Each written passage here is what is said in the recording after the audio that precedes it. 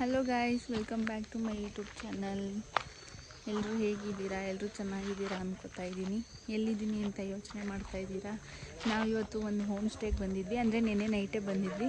Vlog ಮಾಡೋದೇ ಮರ್ತೋಗ್ಬಿಟ್ಟಿತ್ತು. ಹಾಗಾಗಿ ಇವತ್ತು ಚೆಕ್ಔಟ್ ಆಗ್ತಾ ಇದ್ದೀವಿ. ಇಲ್ಲಿಂದ ನೆಕ್ಸ್ಟ್ ರೆಸಾರ್ಟ್ ಇದೆ, ಅಲ್ಲಿಗೆ ಹೊರಡ್ತಾ ಇದ್ದೀವಿ, ಸಕಲೇಶ್ಪುರದಲ್ಲಿ.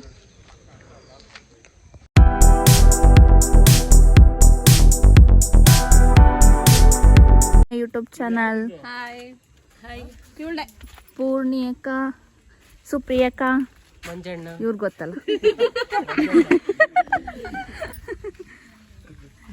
Girish bro, Chetan bro. ನೀವು ಮಂಜು ಚಿನ್ನಿ ಅನ್ಬೇಕು. ಬರ್ತಾಯ್ತಾ? ನನ್ನ ಯೂಟ್ಯೂಬ್ ಚಾನಲ್ಗೆ ಹಾಯ್ ಮಾಡಿ. ಪುಣ್ಯಣ್ಣ ಹಾಯ್. ನನ್ನ ಬ್ಲಾಗ್ ಸ್ಟಾರ್ಟ್ ಆಯ್ತು. Hi guys, Puneeth S P ಅಂತ ಒಳ್ಳೆ ಹುಡುಗ. ಇವ್ರು ಯೂಟ್ಯೂಬ್ ನೋಡಿ, ಯೂಟ್ಯೂಬ್ ಬ್ಲಾಗರ್. ಕ್ಯಾಮ್ರಾ ಐತೆ ಬಟ್ ಸಬ್ಸ್ಕ್ರೈಬ್ ಮಾಡಿ ಇವ್ರ ಚಾನಲ್ ಹೆಸರು ಅವರೇ ಹೇಳ್ತಾರೆ, Puneeth S P vlogs. Puneeth S P vlogs ಅಂತ ಐತೆ. ಸಾಕಾಗಿರುತ್ತೆ ಕಂಟೆಂಟ್ ನಂದು. ಸಬ್ಸ್ಕ್ರೈಬ್ ಮಾಡಿ. ಅದು ಹಂಗೆ ಇನ್ಸ್ಟಾಗ್ರಾಮ್ ನ ಫಾಲೋ ಮಾಡಿ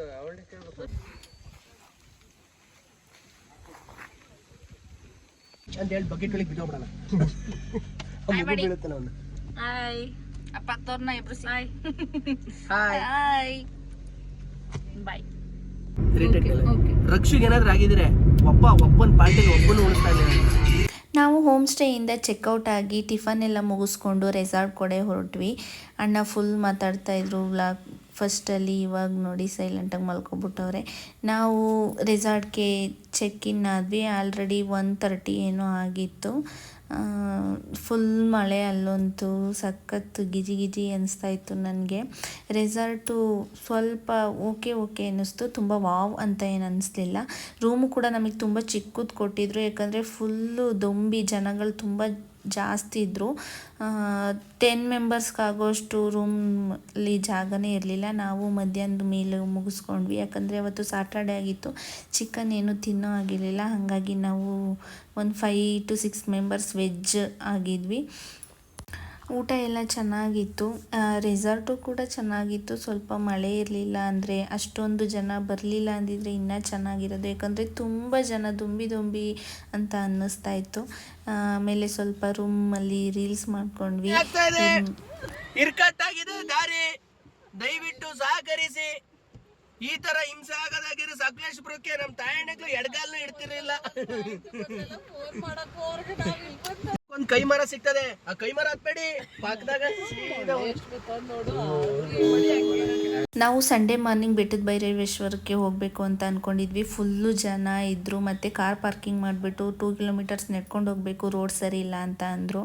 ಸೊ ತುಂಬ ಜನ ಇರ್ತಾರೆ, ಫೋಟೋ ವೀಡಿಯೋಸು ತಗೊಳಕ್ಕಾಗಲ್ಲ ಅಂತ ಅಂದ್ಬಿಟ್ಟು ನಾವು ವಾಪಸ್ಸು ಬೆಂಗಳೂರು ಕಡೆ ಬಂದ್ವಿ. ಹಾಸನಲ್ಲಿ ಒಂದು 3 ಜನ ಇಳ್ಕೊಂಡ್ರು. ಅವರು ಅರಸೀಕೆರೆಗೆ ಹೋಗಬೇಕಿತ್ತು. ಹಾಗಾಗಿ ಪುಣ್ಯಣ್ಣನೂ ಕೂಡ ಹಾಸನಲ್ಲಿ ಇಳ್ಕೊಂಡು ಬಸ್ಗೆ ಹೋದರು ಅರಸೀಕೆರೆಗೆ. ಏನಪ್ಪ ಅಂತಂದರೆ ಇನ್ನೂ ಒಂದು 3-4 ಪ್ಲೇಸಸ್ ಕವರ್ ಮಾಡಬೇಕಿತ್ತು, ಯಾಕಂದರೆ ತುಂಬ ಮಳೆ ಇದ್ದಿರೋದ್ರಿಂದ ಓಡಾಡೋಕ್ಕಾಗ್ತಾ ಇರಲಿಲ್ಲ. ಆಮೇಲೆ ಸುಸ್ತಾದಂಗೆ ಅನ್ನಿಸ್ತಾ ಇತ್ತು. ರೆಸಾರ್ಟಲ್ಲೇ ತುಂಬ ಚೆನ್ನಾಗಿ ಮೋಜು ಮಸ್ತಿ ಎಲ್ಲ ಚೆನ್ನಾಗಾಗಿತ್ತು. ರೈನ್ ಡ್ಯಾನ್ಸು ಅಂತ ಎಲ್ಲ. ಸೊ ಈ ವ್ಲಾಗ್ ಇದಾಗಿತ್ತು. ಇಷ್ಟ ಆಗಿದ್ದರೆ ಲೈಕ್ ಮಾಡಿ, ಶೇರ್ ಮಾಡಿ, ಕಮೆಂಟ್ ಮಾಡಿ.